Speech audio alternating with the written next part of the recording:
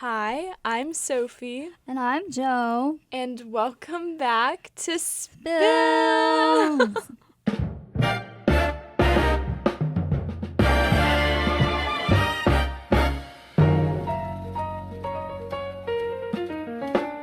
All right, guys. It is the episode we have been waiting for. I know, I'm actually really excited for this one. I've been wanting to do this since last semester, but I thought it was too early. We get two responses. Yeah, exactly. But here we are, and we've actually got a pretty good amount of responses that we can dive into. It is what episode is this? Oh God, wait. I think this is episode 6. Yes. Yeah, it's that's episode insane. 6. We only have 2 more after this, I'm pretty sure. It's crazy. Crazy. And then how many have we done this year? Oh my gosh. Well, there were 10? There were 9. 10 9. was the goodbye. There was 9, so then 6 is 15. We've had 15 episodes of Spilled. Wow. That's crazy. Wow. But if you didn't know, we sent out an advice session form for anyone to fill out about a question for us or anything at all, really. And we got some cool responses that we will be reading out. They are anonymous, just by the way. We don't even know who it's from or anything. Yeah. I was low-key reading them beforehand, and I was thinking about who might have sent it. Oh. Tea. But I really don't even know. I know, a lot of them are very... They're all in different directions, might I just say. Yes. And I guess we can start with something a little lighthearted. And we know I'm an Olivia Rodrigo fan till the day I die. I'm obsessed. Yeah, I don't know why I had to look up what her 2 albums were called because I know, and there's only 2 of them. Yeah, actually, this question, the first question, which isn't really about advice, but we love it anyway. Sophie's such a big fan, she already knows what it is. She already knows the album name. I really haven't thought about... Let me say the question. Yeah. The question is, what do you think Olivia Rodrigo's new album is going to be called? If you are a fan, or if you don't live under a rock at all, you are aware that Olivia Rodrigo is releasing a 3rd album, and people are speculating the colors, the name, all of it, and we already know the colors are going to be pink. Okay, that's no secret. Her website is pink. The wall is pink. It's all pink. Kind of, why is this one pink and the other 2 have been purple? Well, really, the first one was purple. Guts had a twinge of red. Is that why her bra is red? Yes, and then also in Vampire, it's a, yeah, it's a whole. Oh my God! Oh, yeah, yeah, I got it. Okay, yeah. Anyway. So she did talk about how this album is going to be more. How do we say this? Lighthearted love songs with a twist of sadness, sort of. Ooh. And I think it's because she was, finally in the best relationship of her life. I will say so myself because I'm also biased. I love Louis Partridge because of Enola Holmes. If you know, you know. And I do think that they were really great together. I'm sure they ended because of great reasons. Yeah. But I am actually so disappointed on a fan note, might I just say. I am someone who knows little to nothing about Olivia Rodrigo. I know a good decent amount. And when she was on her rise, I was a very big fan. But then some stuff happened with Sabrina Carpenter, and I love them both. They're literally friends now. I know, but I'm such a Sabrina diehard that there's no bad blood. No, and I'm not saying there is. It was just I was really pushed towards Sabrina Carpenter. Okay. And not that I don't like Olivia Rodrigo. I listen to her music. I'm just not her number one supporter. As regard to the new album name, there's been so many speculations about it being called love, which I think that's too obvious, to be honest, No. or luck. Hot in take, I things. feel like that would be stupid if it was I do too. love. They all are kind of thinking of a album name that just is one word, because her Yeah. last two have only been one word. But I don't think she would do, like, sweet and sour, because then, like, guts would be, like, out of the mix. You know what I mean? Like, I don't think it... I think don't people know. have said maybe it's sweet. I don't know. I just feel Do like... we think she's even going to stick to the one word thing? I think she might. Imagine but she might just, switch like, it up. there's no name. Bruh. It's just album. Album number 3. I feel like she could change it up and it might be more than one word. Anyways, let's move on to the next question. This one is academic related, and they said, how do I stay motivated to just not fail out of school? So real.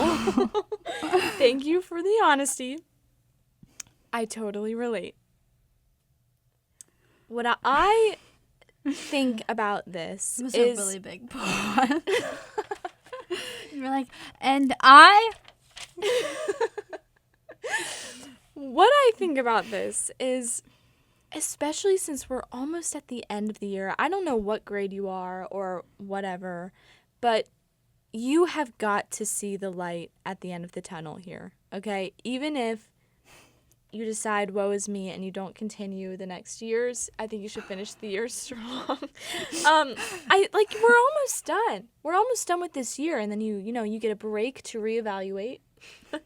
And to not crash out. Yeah, and you'll have a break because honestly, this might be a cause of burnout, and that is completely valid and real and normal, and I'm feeling it now, I'll be honest. I also wanted to touch on, because I think for me in high school, although I was going through a lot of stuff, which I think also contributed, I was not very academically motivated. I wasn't the worst student, but I wasn't a good student. Like, I wasn't the best student. And I think if you are in high school, it can be a lot harder to see why you need good grades, because I think for me now, my motivation is like, okay, college, get a job. If you want a good job, good grades. Whereas in high school, it was just, that seemed so far away. So it was like, oh, they're not going to care. But like, I think if you think about it as like, list like what goals you want to accomplish in your life, and it'll help you stay motivated to sort of want to do good in school. Yeah. Also, I think a way to avoid academic burnout is to take breaks.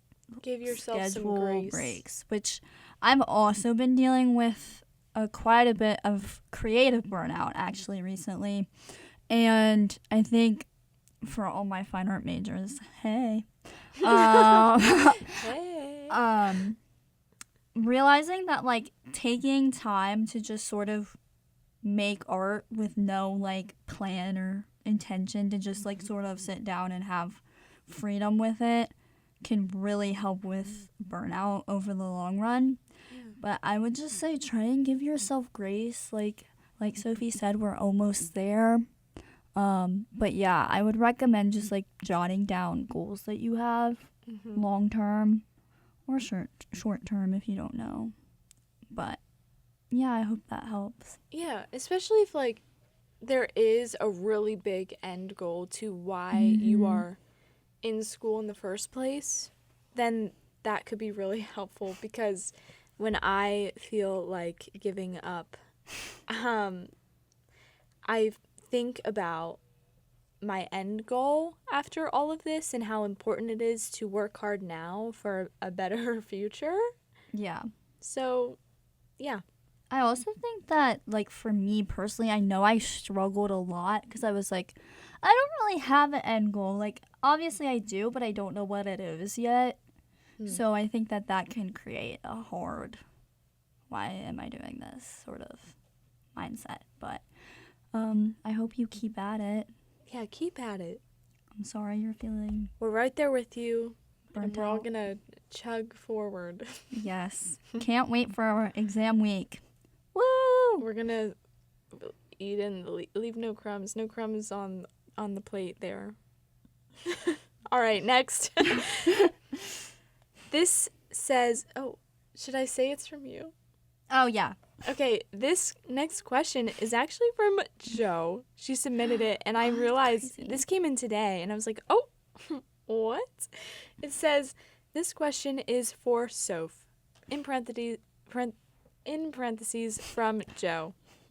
How do you deal with OCD compulsions, and how do you break the cycle? Well, it's great you asked, because it really made me think about it, because to be honest, I don't really think about it, which isn't a good thing.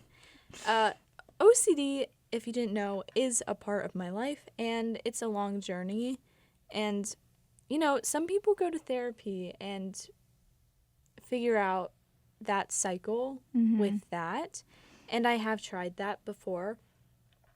I find that the compulsions get worse when there are no other factors in my life when there are when there are factors in my life that are causing me stress and anxiety, because it really just makes me feel like I don't have control and I need to have control. And so really all that OCD is about, at least for me, is like control over little things like compulsions or whatever, because maybe I could control those.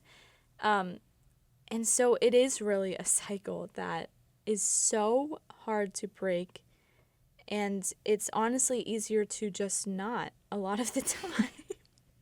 I'll be honest.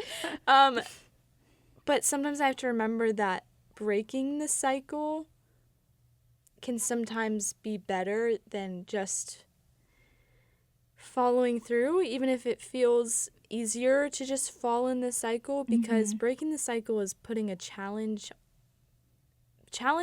yourself and your brain. And even if, I don't even know, can OCD be like fixed? I don't think it can. I think it's a constant. I think it can probably be like better managed, but I don't think it, I think with most mental illnesses, there's no really like one and done.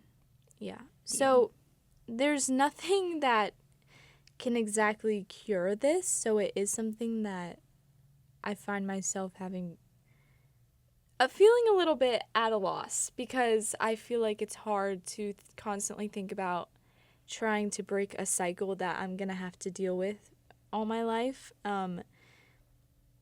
And so, truthfully, I haven't mastered breaking that cycle, if you haven't picked up on that already. But I try to ignore the urges. Sometimes if I'm really focused on other things in my life, then it's easier to not even feel the urge and everything. And sometimes I'm successful at ignoring it. Sometimes I'm really not. I really am not good at answering this question, but I do think it's important, if you are struggling with this, to keep challenging yourself and battling it, because one day you might actually, subdue it all and make it a little less loud, which I think anyone who struggles with it probably is looking for. Yeah, whoa. The reason I asked you this is because I recently got diagnosed, not with OCD, with compulsions. Oh, okay. For like a type of disassociation. So, yeah, it's really interesting, but basically it's just like the way I cope with stress is by disassociating, but I do it normally when people disassociate, they do it subconsciously, but I do it consciously, like sort of. Yeah, can you explain that a little bit? I've never really fully understood dissociating. So the best way because I've experienced subconscious disassociation and consciously disassociation. For me, the conscious disassociation tends to be in the form of severe daydreaming, if you know what maladaptive daydreaming is. I recently found out that that is a compulsion. Wait, and not. What is that? So maladaptive daydreaming. This is actually the first time I've talked about this, besides to the psychiatrist. But maladaptive daydreaming is basically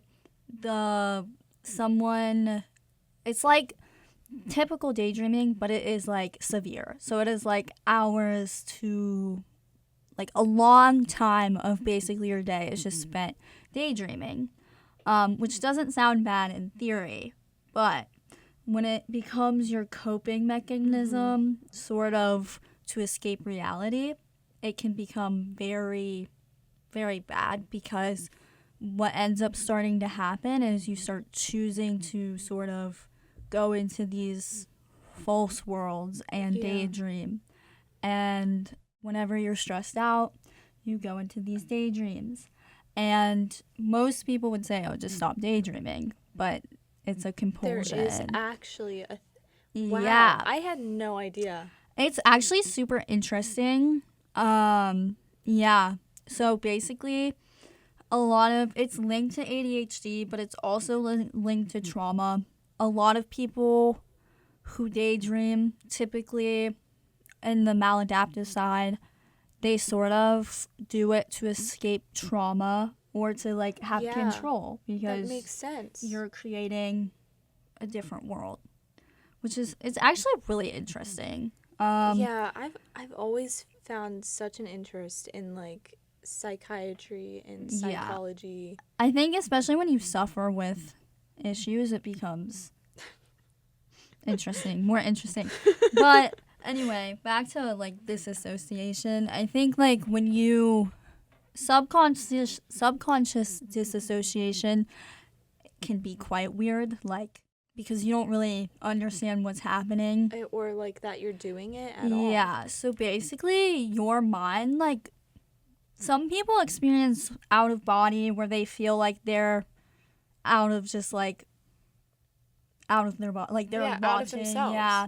For me, it comes in more of like my mind just is somewhere else, where I'm like blocking out where I am in the present moment. Like my mind is going somewhere else, whether that be a memory, whether that be, I don't know.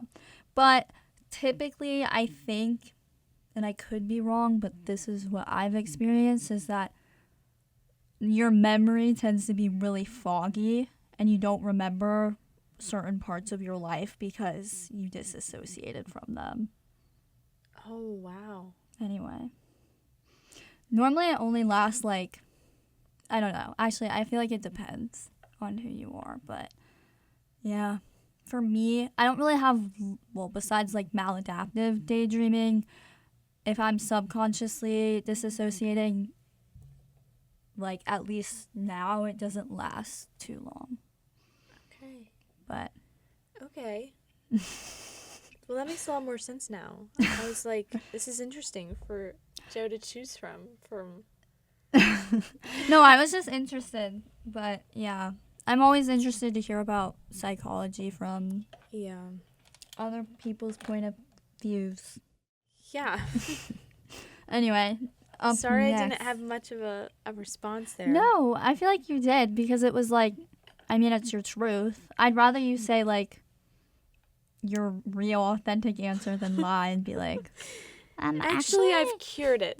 We're cured. I actually just don't have OCD anymore, so like, we're good. Yeah. Okay. Well, next, I guess.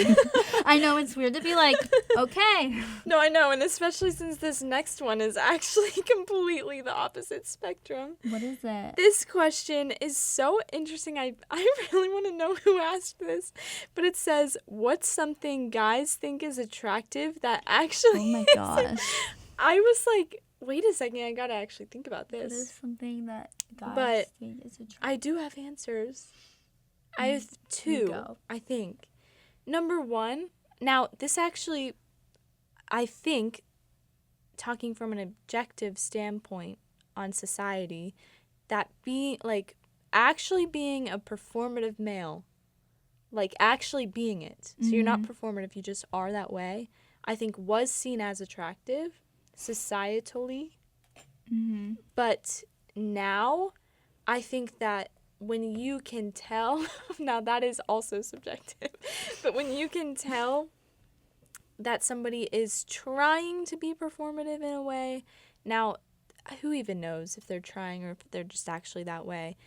I think that actually now gives people the ick a little, and now it's not seen as attractive if it's performative. I think, okay, I think with the performative aspect, I feel like when people say performative male, I think of like physical attributes of like matcha drinking, like ukulele playing, where it's like and flannel, glasses type beat. Yeah. For me, when I get the ick is when a guy is actually performative. He, like, for instance, one of my biggest like is when a guy, right, he's like very pro feminism. He's like, I love women, women's rights. They deserve them. They've got them. They should get more. Like, yes, women.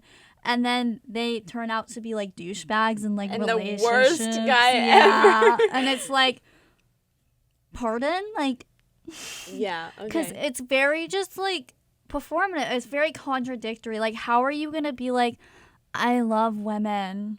Like, and then you go cheat on all your girls. Yeah. And then it's like, you literally treat them like trash. Like, what? Like, how are you? Because then it's just like very fake. Yeah. Like, so performative. Yeah. Is, get away from whatever me. That is. Yeah. I don't really even know. I feel like, yeah, I agree.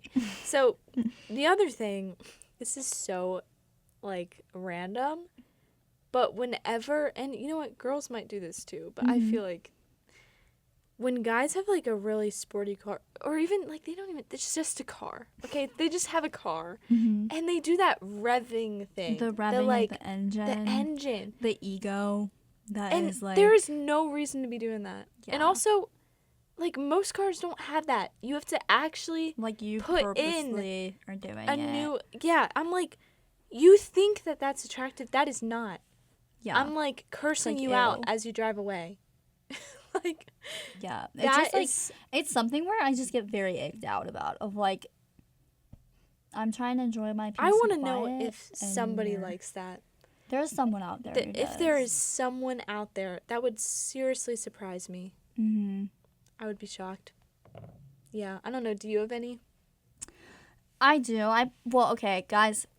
I'm gonna be so honest. I'm someone I get icked out very easily. Like very easily. Like I know it's a red flag. I know it's a problem. I know. Okay. I'm aware. No. But okay.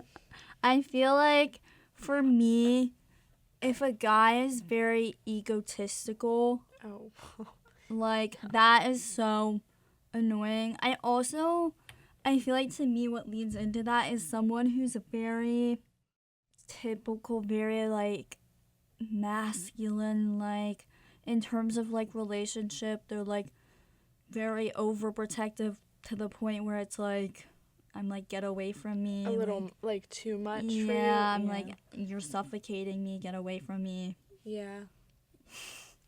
Yeah. Okay, so yeah. I think some people actually do prefer that. And but like, I actually am with you. Yeah. I think when there gets to a point where it's sometimes too much. Yeah. And I'm like, you don't gotta be doing all that. Or like jealousy when it's like okay, I get it if you're like in a long-term serious relationship and it's jealousy, but like if you have a crush on like a girl and you just get very like jealous, very, very jealous very quickly, that's like, oh, I don't like that, no. Yeah. Like, I think it's sweet, but at the same time, I'm like... Sometimes the jealousy can be a bit, like, toxic, though. Yeah, on the other spectrum. And I mean, that's not even just, like, not attractive anymore. This is becoming an issue. Like, we're reaching, like, bare minimum status. Yeah, it's, like, problem. And I'm sure I have more, but... I know. There's, like, probably plenty. I'm gonna, like, wake up at like 12 a.m. tonight and be like, I wonder should've who said that." asked this actually. If you're comfortable sharing, Yeah, you can just like please reach out. DM us, and we can like me and Sophie will come We'll up keep with it a on the list. DL. Yeah. Anyways, Imagine next. it's like one of our guy friends. No, that's what I'm thinking. I'm like, that has to be asked Yeah, by a guy, right? I don't know. Anyways. Sorry if you're performative and ego and very jealous and very assertive. Well, sorry. some of those I'm not really sorry about, yeah. But okay. Well, next person, they asked, how do you handle betrayal within friendships? What I thought about for this. Wait, you didn't read the question. Yeah, I did. You did? Oh, sorry. Bad listening. No, the question is, how do you handle betrayal within friendships? Well, yeah, I knew that. I read it. Oh, okay. I guess I just didn't hear you. Sorry. Oh, no, it's okay. So what I thought about this is it really depends. I think there's two ends of the spectrum here. If you believe that this betrayal, although you calling it betrayal already makes me think it's a little too far gone, but we'll play devil's advocate here. If you believe it is redeemable, I think, obviously take your time to think about it, accept it, forgive it if that is your choice. If it's not redeemable, I think you have to accept that you have to let it go. Yeah. Either way, communication is key. I agree. I think from personal experience as someone who used to have bad communication skills in friendships, I did my time. I'm a changed woman. I feel like in almost every situation, in every situation where people are like, I got into a fight with my friend, it's almost always because someone didn't communicate properly, and then it just and maybe that's the betrayal up. itself. Yeah. And so I think that if you are at the point where you're like, I don't want this person in my life anymore, I need space from them, I feel like out of respect for them, and honestly, sometimes I do think you don't have an obligation to tell them if it is like super duper serious, but I think in most cases in friendship, there is sort of a respect to give to someone to tell them that you're no longer wanting them to be in your life or that you need space from them. I think that when friendships sort of end and there's no communication as to why, it typically can lead the person who did the betraying to sort of be like, what did I do? Why am I being pushed away? And then that's like a lack of closure. Yeah. It drags on longer than it needs to. And then you're just like, you're kind of, in a way, doing the same thing that they did to you, just in a different form. I do think in some cases, if it is something where you just feel, if they hurt you in some way that is just like you just can't look at them any, like it's like bad, that serious. Yeah, then I do think that like it's okay not to talk to them about it.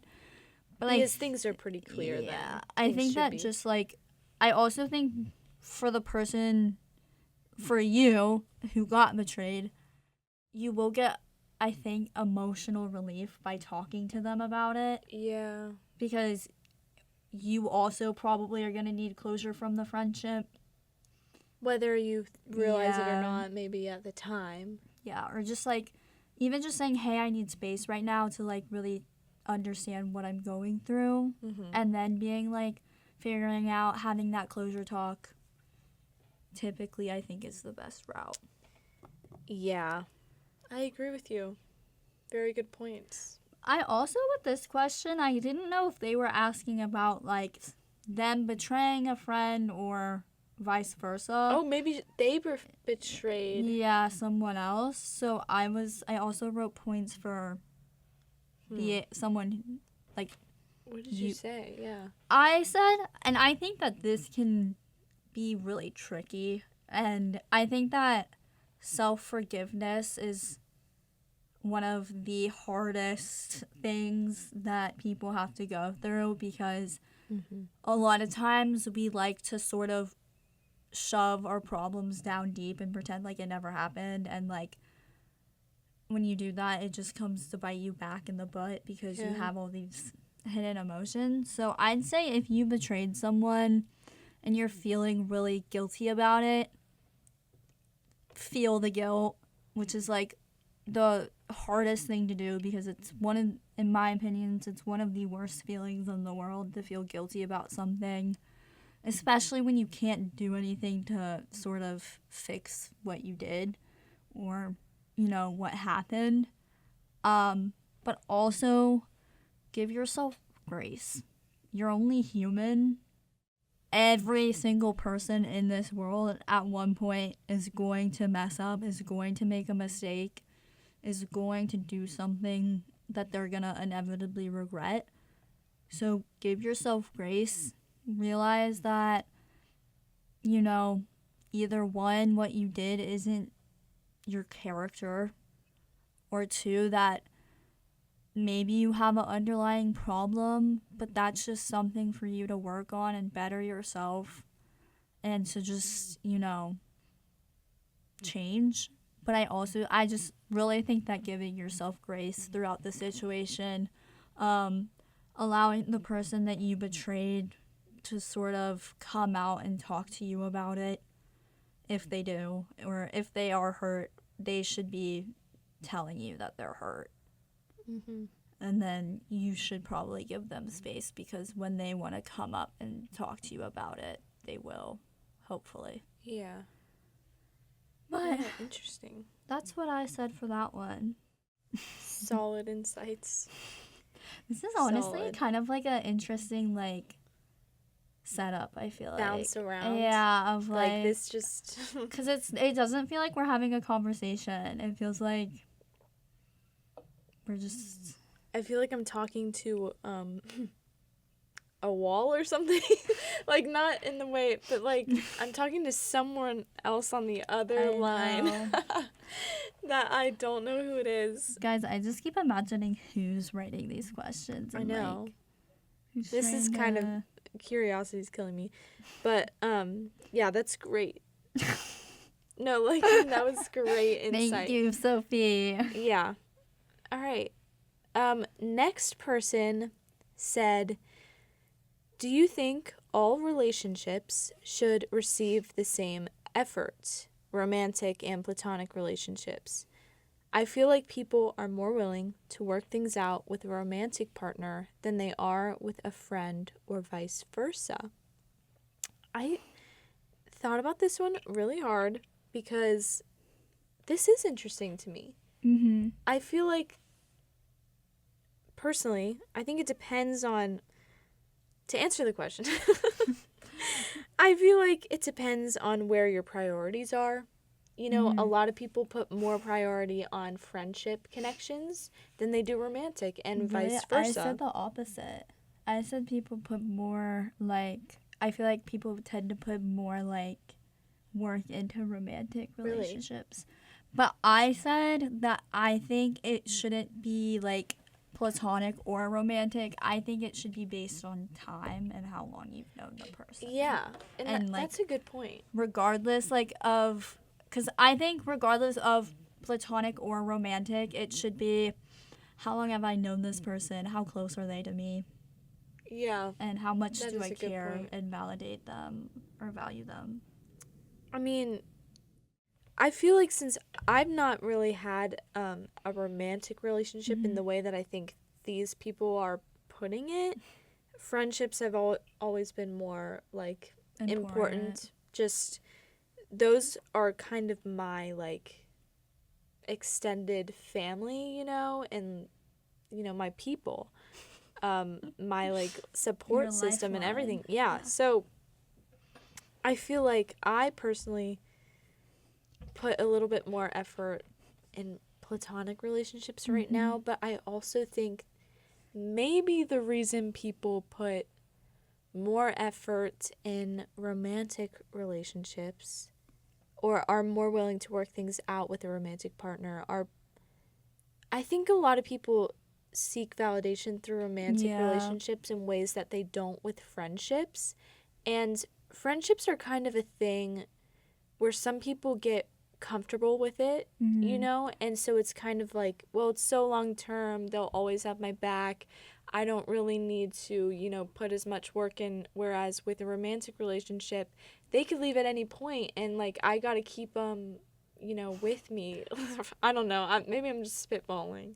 No, I think as someone who's been in a relationship, I think for me, I sort of see it as, since you only have like that one person, like you only have one, well, maybe you don't, maybe you have multiple, you know, do your thing. But I feel like for most people, they only have that one person. Plus, I think there's this really big like romance culture in our society of like, Yeah. your boyfriend or your girlfriend is like your rock. Yeah, They and will that's get your you. person. Yeah, they'll get you because through they everything. might be your husband or wife or whatever, whatnot. Which is like valid, but I also think that you can have very, very close, fulfilling friendships that are just as important. That you put the same amount of work in as well. I think for me, which is kind of sad, but I think people, since they don't have this idea of the one in friendships, they're more susceptible to sort of not working as hard in friendships. Oh, that's interesting. But that... Or like there's more, because there's more of it, they're more willing to there's more of a be like, screw you, I'll find someone else. I don't know. I also, you know what I mean? I also think when you're in a romantic relationship, things tend to be very vulnerable. Like everything I feel like in romantic relationships typically, especially when you're young, is heightened. Since maybe it's because you only have one person typically. It is like, I think vulnerability in a relationship is a bit more vulnerable than a friendship, possibly. Yeah, Maybe. At least in my opinion, for me. I don't know. Maybe I'm just unique. No, I do. I think, like, I tend to get more vulnerable with, like, friendships. But I feel like a lot of people do what you said, where it's more vulnerable with romantic relationships. But I do think, I think for me, I get closer with romantic relationships if I feel like they are platonic, in a sense. Like, if they're like a friend. Yeah. Versus like... Oh, true. Like a Tinder date. Oh, yeah. Because I think it makes things easier to like That is communicate true. and talk. They do say the best relationships start from friendships. My mom and dad always said that. They said your partner should always be your best friend. Oh, but so cute. I do think, like, regarding to what this person said, if you are like experiencing this where you feel like your friend is putting in more work with their significant other or something, I would say I think the best platonic relationships or friendships are friendships that can be completely separate from their own romantic relationship or your own romantic relationship, and you don't put one over the other. I agree, and if you are going through that, I have been there before, and I've also seen people who get very nervous / worried that they're spending too much time with their significant other and that they're neglecting their friends. And were they? No, they were. They were actually very good about it. But Okay. the reason that they were worried about it was because that there were other people surrounding us that were very, very, very involved with their significant other to the point of cutting off friendships, which is, not gonna judge. What I say, that's for me. no, but like that's you, go for it, I guess. But like if someone's not giving you the time of day, then they're not worth your time. There's also that there's situations where people, like you said, do cut off their other friendships for their romantic partner.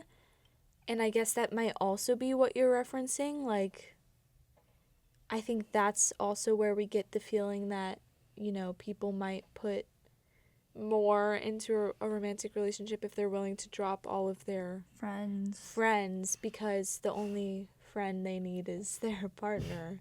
I don't know. I will say the first sign that someone is toxic, and specifically men, is that they will try and separate you from your friends and family. Oh yeah, that's Stay safe, guys.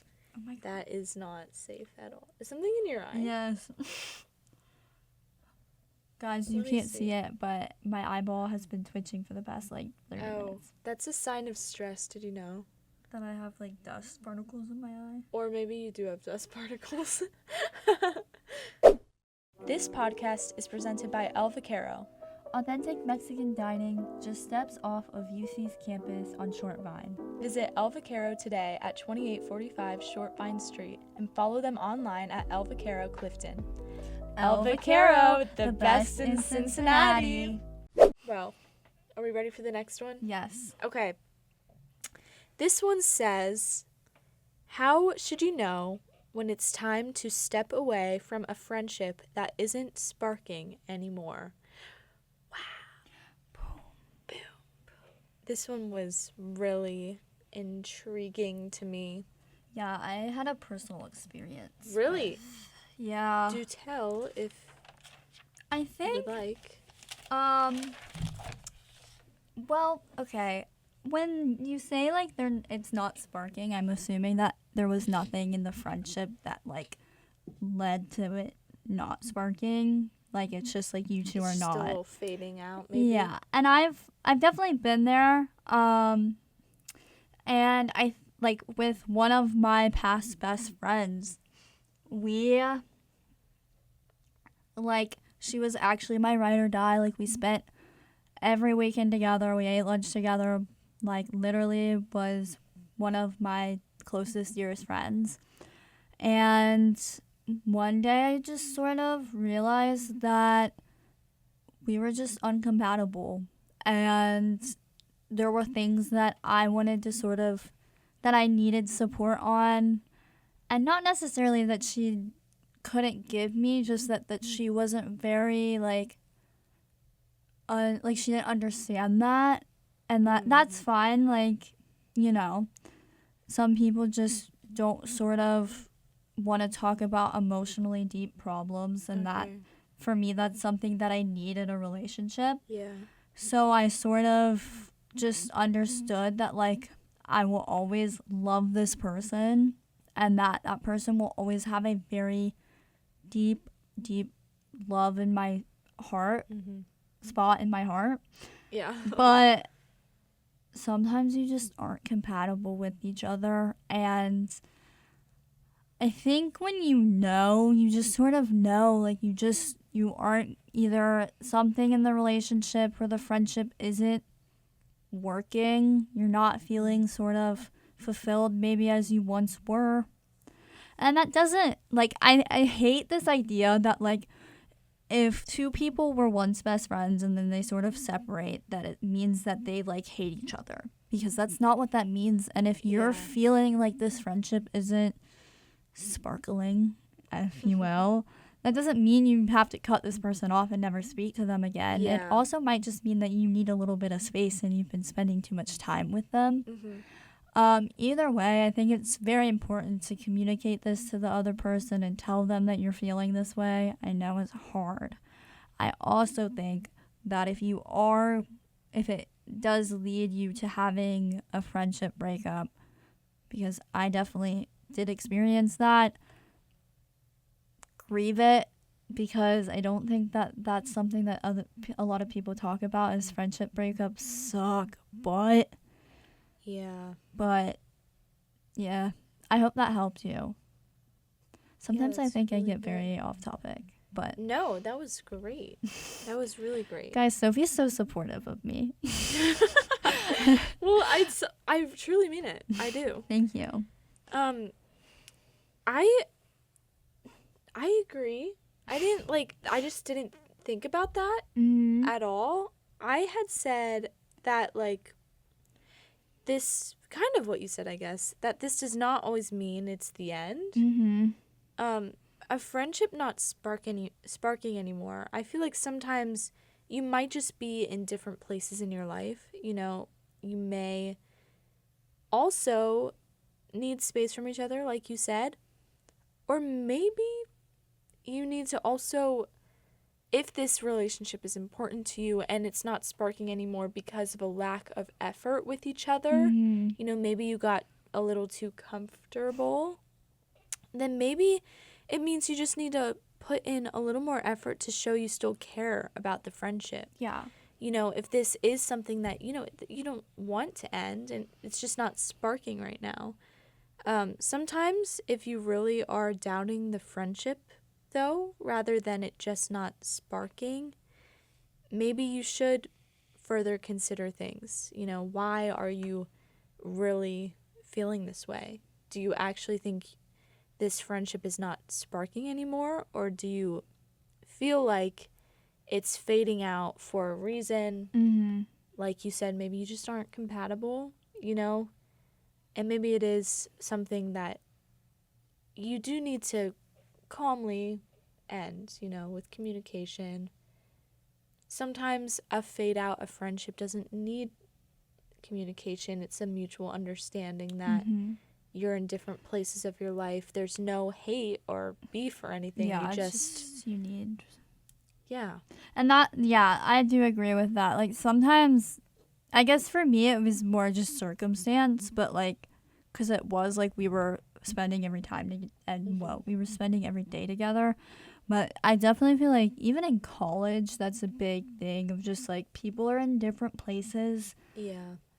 Sometimes communication can get really hard, and that's okay. That's just, like, a part of life, but... Yeah. So if this is something like a friend from high school, you're now in college, you're not sparking anymore, that makes a lot of sense. Really evaluate how you feel about if this is something you still want to continue or not. And then if this is something that, like, I don't know, maybe this just started in college or whatever and it's just not sparking anymore. Like, that's okay. Or you're still in high school, it's just not sparking anymore. That's also okay. Keep in mind what we said before. Yeah. Period. Anyway. Okay. Next, any advice for time management between school, extracurriculars, and friends? I never feel like there are enough hours in the day, and oh my God, do I feel you. Oh my God. Crazy. Guys, one thing I am horrible at is time management. Actually, okay, I've gotten better. I used to be so bad. Yeah, on my part, I don't think you're really... I think I get very internally stressed out. Yeah. Where, I don't know. Like, sometimes I feel like I have to push myself to do stuff, and I, like, before I do it, I really don't want to do it.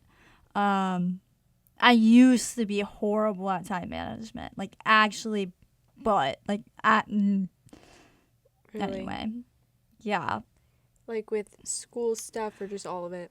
I used to just, all of it. I really used to hate answering text messages. So that was just, people would want to hang out with me and then I'd cancel on them and then I would just, then like schoolwork, I would procrastinate it and here we are. Now I don't do that. Now I'm actually a good student. Yay! And I actually am pretty good at time management.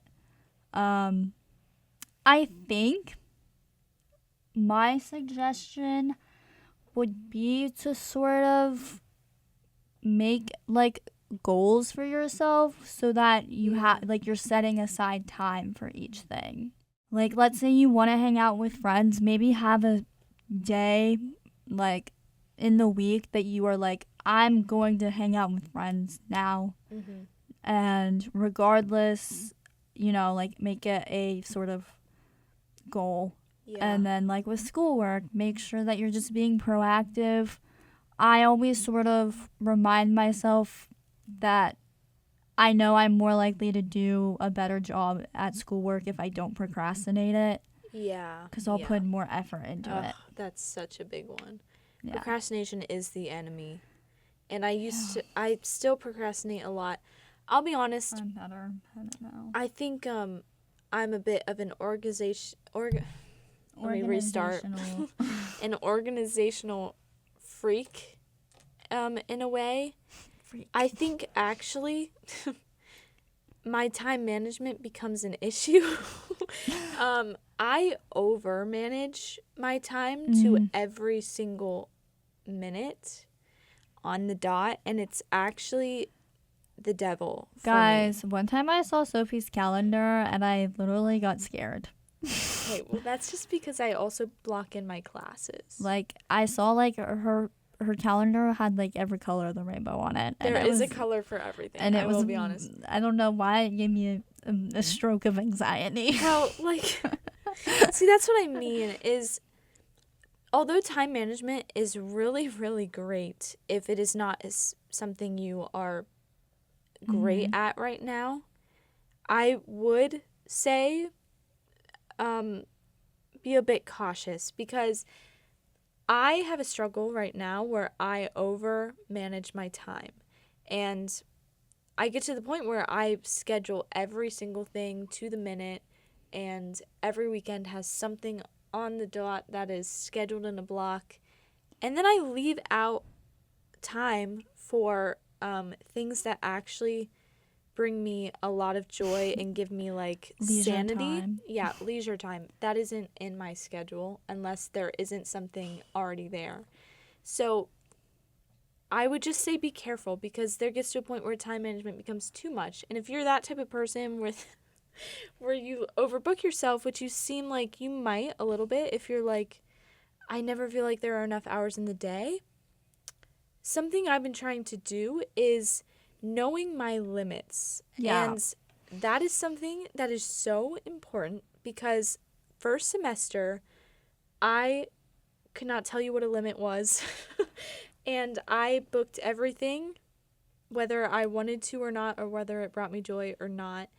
And it actually caused a lot of insanity in my brain. And I wasn't able to do things that would have helped in the friend social area. I didn't think I related to that until I actually do. Yeah. So I'm quite the academic weapon. I feel like I am someone where I'm just constantly pushing myself, where sometimes I should not be. I often have this mindset of I can handle that.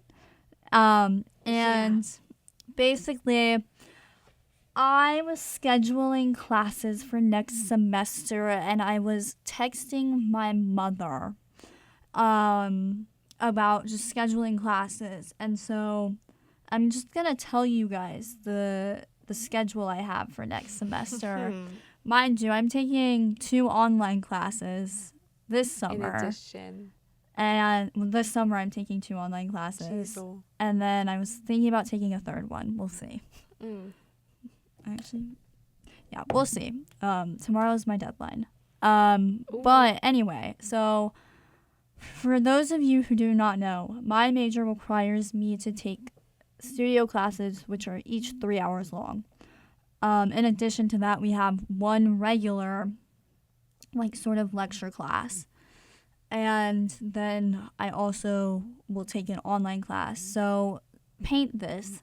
I don't have classes on Monday. Let's go. But, okay, so Tuesday, 8 a.m., first class 3 hours long, right? Then I have this little break. And then I think it's from, like, 12 o'clock to, like, no, it's 2 to 5. I have a 3-hour long class. So 2 3-hour long. Yeah, that's after my 8 a.m. And then the next day, I have another 8 a.m., 11 to 20. And then that's basically my schedule repeats itself. So I have 4 8 a.m.s next semester. And I texted my mom, and an online class. And I texted my mom. I was like, I think I might add another class. And girl. my mom texted me. She was like, Josie, you're gonna want to like not be in school. Like, you're gonna actually malfunction. And I was really trying to debate her. I was You were like, no, girl, I can do it. Yeah, like, I got it, Mom. You don't even know. Like, it's just another online class. Like, I'll be fine. And my mom, like, was like, no, Josie, like, if you do that, you're actually going to be cooked. Like, you're not going to want to, like, get up and move. But anyway, I definitely feel that on an academic side. I think sometimes I honestly think for me, a big part of that is fear of, like, just that I'm going to run out of time and that I'm not going to have enough time to get everything that I need to get done. So I'm like, okay, I need to handle it now so that in the future I'm not, like, freaking out about it. I so feel you. So I think that, like, maybe evaluate if your underlying reason for doing something is fear-based. See how you can maybe sort of change that and sort of, instead of, you know, what do you want to do versus what do you need to do? And then find, like, maybe a good balance of, well, I want to hang out with my friends, but I need to do this. And find the, like, good in between. Yeah. Because I think a lot of times when we are very stressed out about stuff and we feel like we need to, like, overwork or overproduce, it's just because we're scared of something. Yeah. But I, like, actually had a similar scheduling thing. I met with my advisor, and God love him, though, because, like, he kind of clocked me on some things. So I wanted to take summer classes as well. And then I wanted to take 18 credit hours again next semester, which I've been doing all this year. And I've handled it. I will say it is a lot, but I've handled it. And I was like, you know what? I can do it again. And my advisor had already warned me that if I, like, kept up with this, that I would be graduating, like, a full year early, which I don't really want, if I'm being honest. So I don't know why I'm, like, doing this. I think it's like you said, this fear of running out of time. And he's like, and I'm talking to him, I'm like, yeah, I'm doing this study tour class, which is going to be 3 credit hours, and then I have all of these other credit hours that technically I don't even have to take yet, but I'm taking them right now because I need to get it done. Because you don't want it hanging over your head. And then I was like, and I also am working this one job in the office, and it's going to take up all my free breaks, plus these other 2 jobs I've got going. It's going to be great. And he's, like, sitting there and listening to me explain how I had this all figured out. And he was like, right, so let's just talk about the fact that, do you even want to graduate early? And then I was like, wait, that is a question. That's a fair, valid question to ask. I didn't think about that. And so I had to restrain myself because although in my mind I would jump on 18 credit hours because I can't deal with the fact of not, but I'm going to have to. I'm literally going to be working 3 jobs again. Oh my God. And I think, like you said, I think it would pass away. So I'm only taking 15. Yeah, it's just, I also think for me, like, part of it is since I'm in the same boat of I reached 18 credit hours, I can do it, I can manage it. Yeah. I'm like, okay, but if I go back down to 15, like, I'm a wimp. Like, yeah, there's almost like so much of this stigma, like, I can't, like, a validation through it of, like, I don't know where this is coming from. Like, I need to get 18 credit hours. Like, like, summer classes, I need to take 3 of them instead of 2. Who said it was summer? It's actually third semester. Like, Joe is going to I think 2 get is there. enough, Joe.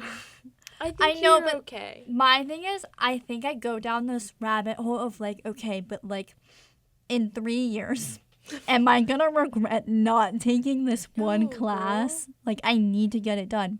And it's like, then I go through the mindset of, okay, well, if I go through the pain and the error right now, future Josie will be living free as a but kite. you got to think about your present self. I And this know. actually relates back to the point, is that with time management, you have to think about yourself with this, you know? Yeah. Like Joe said, find the balance.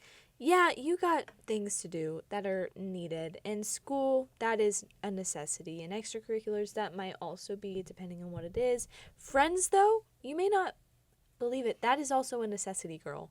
Also, like, Or boy. Sorry. yeah. That's just a turn of phrase. Or like time for yourself. Like, sometimes, And time for yourself. yeah, like sometimes I'm someone where I get very burnt out of people very quickly. I'm very introverted that way. Yes.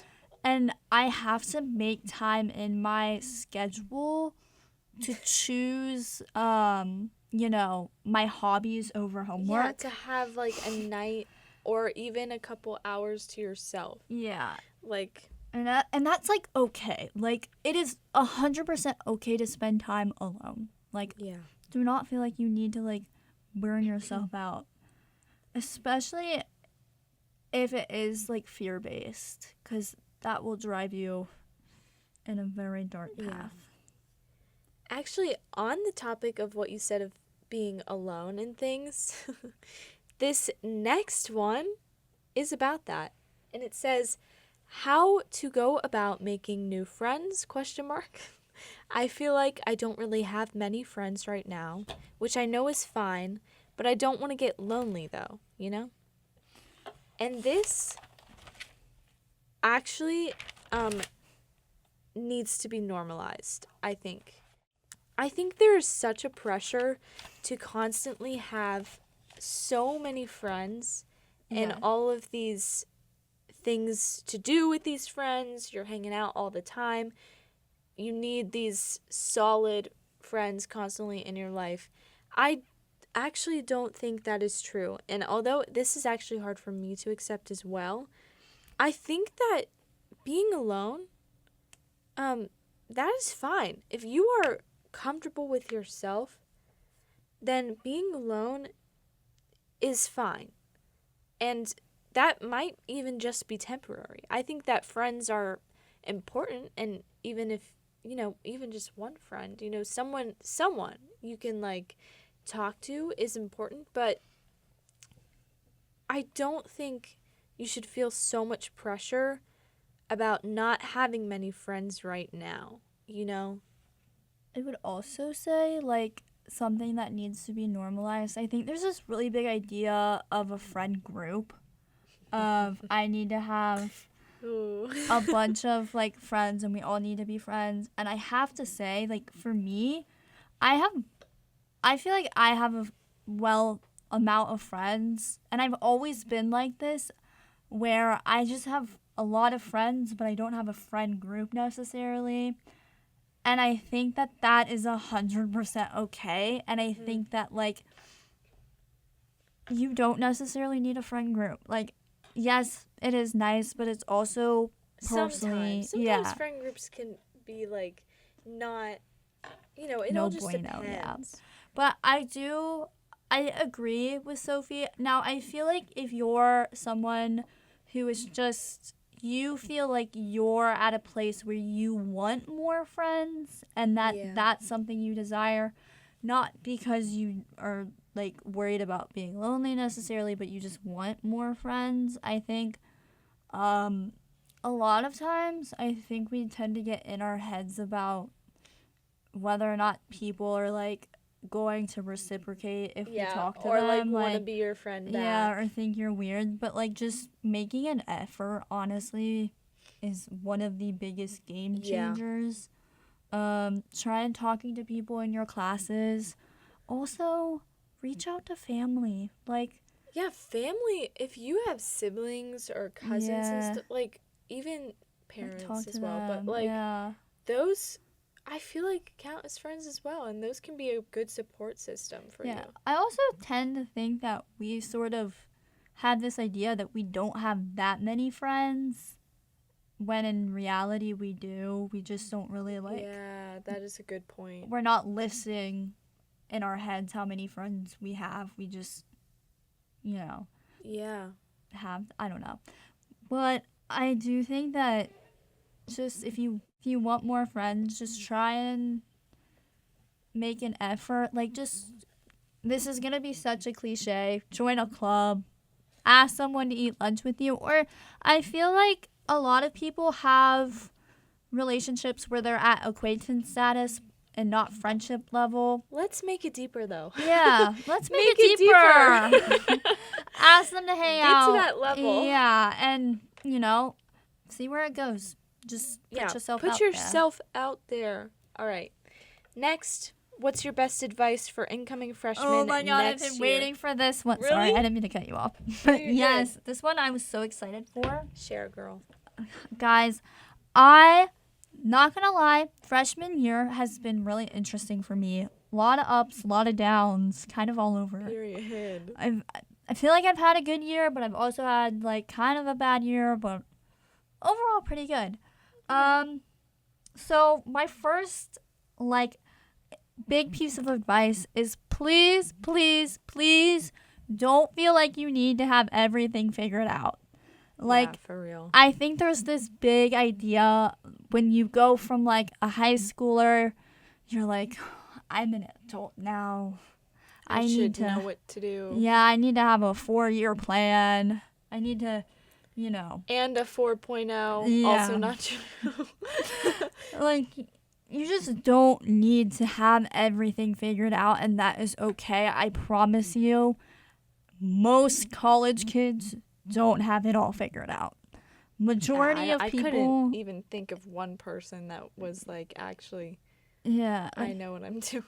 Yeah, especially beginning of the semester, people are I don't know what I want to do with my life. I just picked a major and this was chill. I guess I thought it was cool. Yeah, don't really know what I want to do with it, but it's fine. So just, if you're getting very anxious about the future, about everything, for me, I know I was very anxious about, for whatever reason, my dorm. I was very anxious that I wouldn't have everything that I needed. Oh, yeah. And I was freaking out as if there wasn't a Kroger 5 minutes away, for real. Walking distance. It will all be okay. You will be okay. You don't have to have everything figured out. I promise you, there's no rush. Please don't be hard on yourself. Yeah. You don't have to. And another really big piece that I think should be so normalized for college freshmen, it is 100% okay to struggle with the change that you're going through. Yeah. It is so common, I feel for college kids in general, but really with freshmen, to look at everyone and feel like they are on cloud 9 and they are happy, and that you may not be experiencing that. You may be struggling with being home from family. You may be missing high school. Mm-hmm. It is a very big step going from high school to college, and I think it is a big change. And I know so many people that I know personally who have struggled with the big change, and it is okay. It is scary. You'll get through it. You'll be okay, I promise. Yeah. That is great. I was just going to say the cliche of try new things and all of the new things, but also give yourself some grace, because I feel in the first semester I tried maybe too many things all at once, and then, it got a little overwhelming, and I had to remember, I actually don't have to do all of this if I don't want to, and then I narrowed it down to things I really cared about. Yeah. Just saying yes to things. That's how I ended up here with Sofie on the pod. I can't imagine if you said no. What would I do? For real. It'd be you and Jude. Maybe. But yeah, like that's how I started the pod, and honestly, I wouldn't think that my freshman year would be the same without it. So just Yeah. saying yes to, opportunities that come your way. Yeah. Also, I feel like the expectation of college versus what it's actually like. I think Oh yeah, real. for me, and I think we had very different ideas of college going into it, and we've talked about it. I think I literally thought college was gonna be like Teen Beach movie type beat. Like, I don't know why. I thought it was just gonna be like perfect. I thought all my problems were gonna go away, and I was gonna be like the best version of myself, even though it literally is like a 3-month difference. Like, yeah, it's not.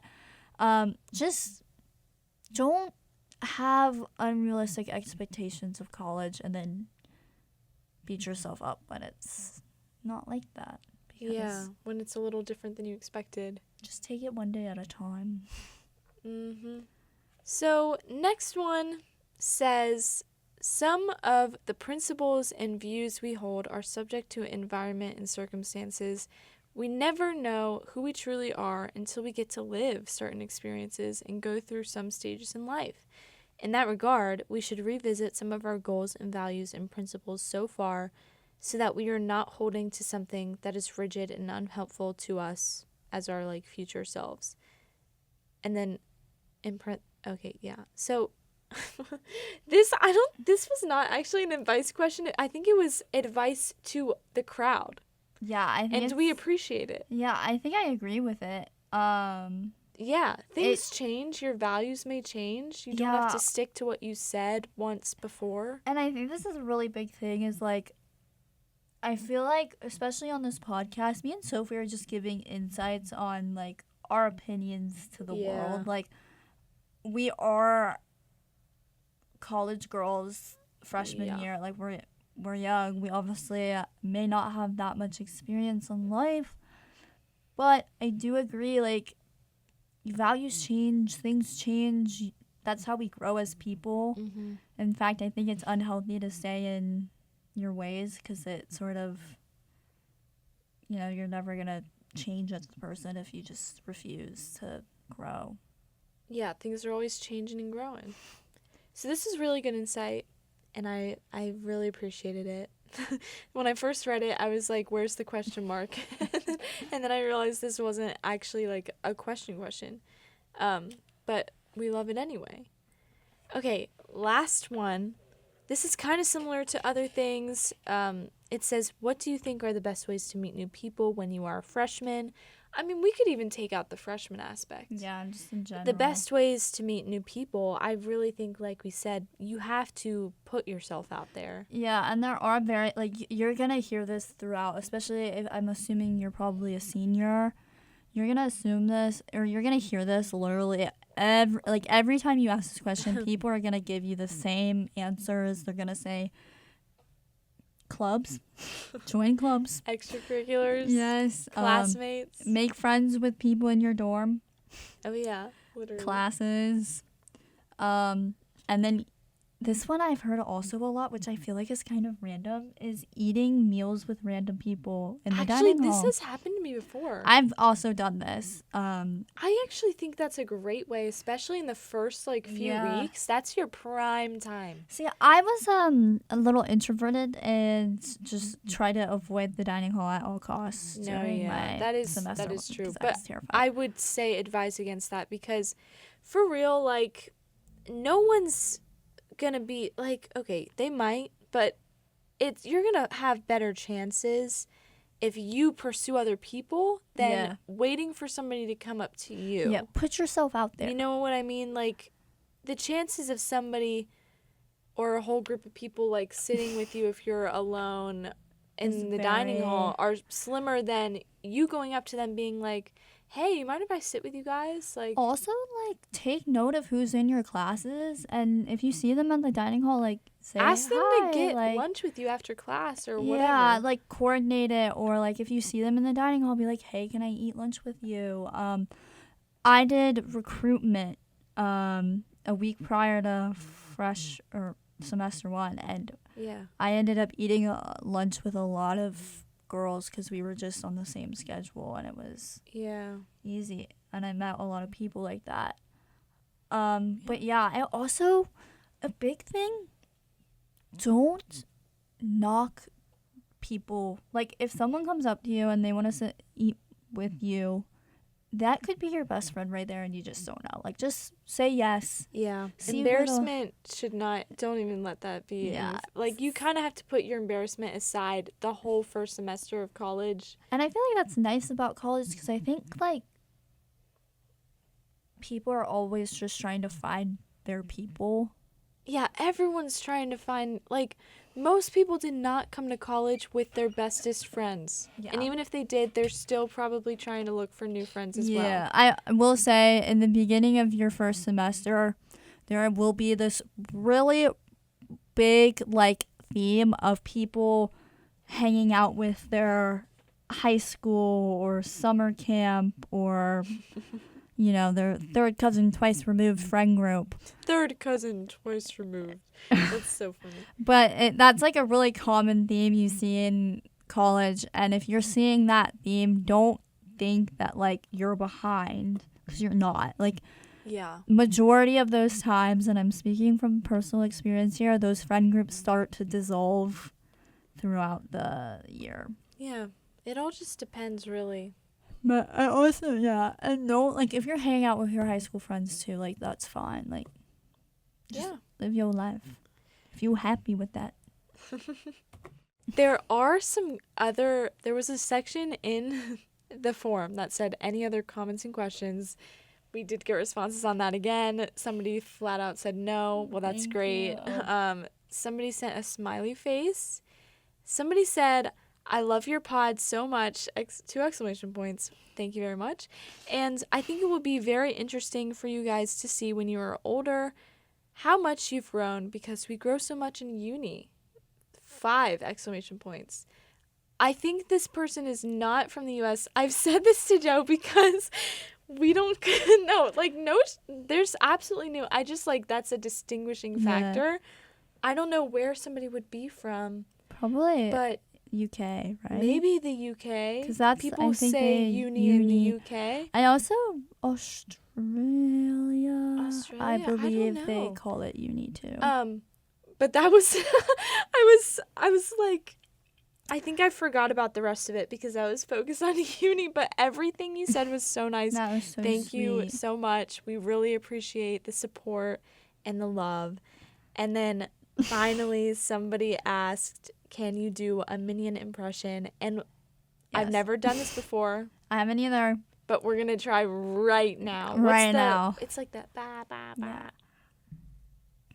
Wait, potato. Love. Nah. Yeah. Okay. Wait. This is Joe. No. No, yeah, you got it. That was not even bad. No. You could do it like nasally, like a. Yes.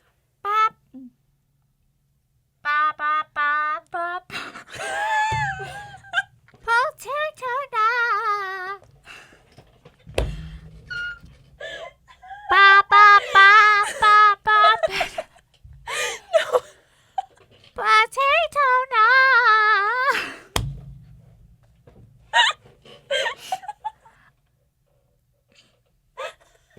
Ba ba ba ba ba ba ba. Ba ba ba ba ba ba ba. Potato da. I feel like I'm getting the potato knot right. Guys, Sophie is laughing. Laughing. It's the fact that, like, that actually wasn't even bad. Was And then it, it's the like- fact that you did it 3 times. I know. Well, okay. I kept trying to improve I it. thought you were going to stop it. I just kept going.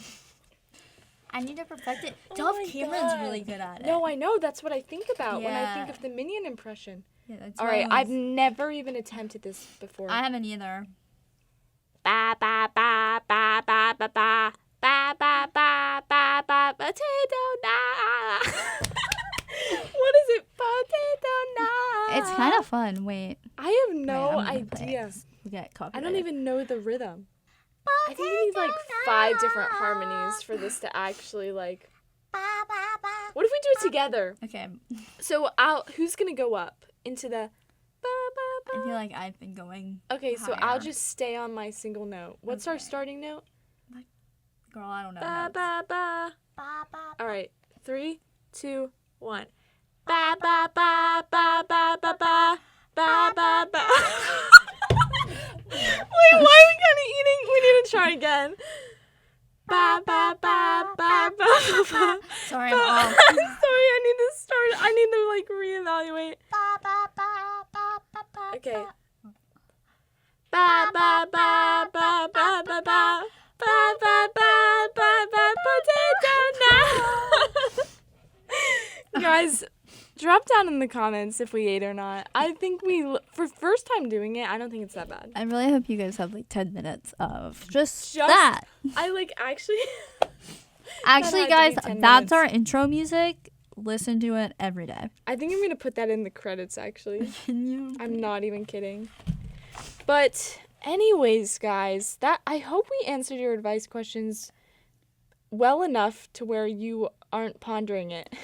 Yes, and guys, if you have questions for us, like at all, just send us an Instagram DM. Very true. That happened the other day, and it actually made me and Sophie's day. Oh my gosh, it was awesome. It was like I actually like. I couldn't believe it. I know. I was like, oh my god, someone besides our mom listens to Actually it. Like, listens. like an actual person. Yeah, it really meant a lot, and it made me have the will for everything. You So- pushed her to. Yeah, exactly. So I hope you know how much that meant to me. Yeah, actually, it was so sweet. But like, if you guys have anything you want to say or comment on an episode, or even just like Yeah. want to talk about some things, like just let us know. Mhm. We are So here. we are indeed right here Right here. through the microphone. Probably gonna do more Minion impressions after this. No, for real. I don't think Actually, I'm gonna like, stop. I'm gonna go to bed and do it. But thanks so much for joining us today. And we will see you in the next episode where we will have a special guest. Woo! Jude is finally Yay! making the appearance on our show. Guys, I So, love Jude. Jude's the yeah. best. Jude's the best person ever. Yeah, Shout out, Jude. literally. So stay tuned next week for that. We love you guys, and we are so grateful. I know. Thank you guys for everything. Oh my god, we're almost Oh my a God, year done. I don't want to talk about it. I'll cry, actually. Okay. See you guys later. Thank you. Bye.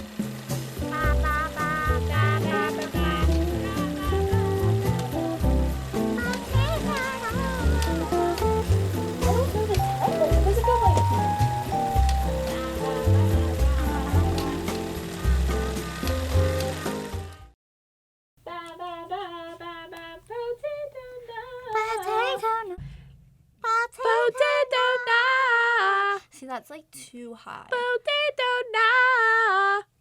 That was I have too no like, idea. That was too like singing.